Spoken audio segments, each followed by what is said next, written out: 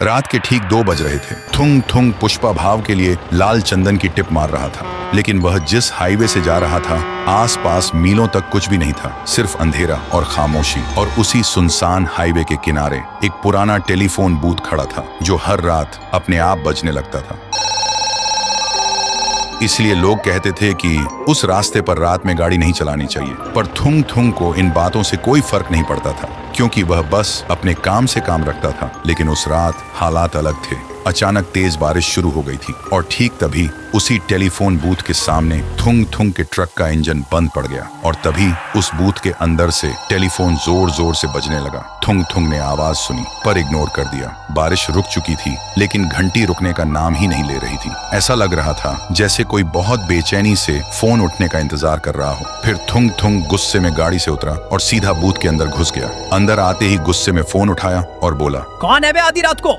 लेकिन दूसरी तरफ सिर्फ सन्नाटा था। फिर एक छोटी सी कांपती हुई बच्ची की आवाज आई, पापा आप कब आओगे? मुझे अकेले बहुत डर लग रहा है। ये सुनते ही थुंग थुंग जमसा गया। उसके पैरों तले जमीन खिसक गई, क्योंकि वह आवाज उसकी 6 साल की बेटी की थी। उसका गला सूख गया। वह कांपते हुए बोला, बेटी तू इतनी रात को जाग रही है? तेरी माँ कहाँ है? बेटी सिसकते हुए बोली, माँ रो रही है पापा। आज आपका बर्थडे है ना? सब कहते हैं आप हमें छोड़ गए, पर मुझे पता था आप मेरा कॉल जरूर उठाओगे। ये सुनते ही थुंग थुंग के दिमाग में एक जोर का झटका लगा, जैसे वक्त एक पल के लिए रुक गया हो। और फिर उसके दिमाग में पिछली तस्वीरें चलने लगी। तेज बारिश, यही हाईवे, ट्रक के ब्रेक्स फेल होना और एक भयानक टक्कर।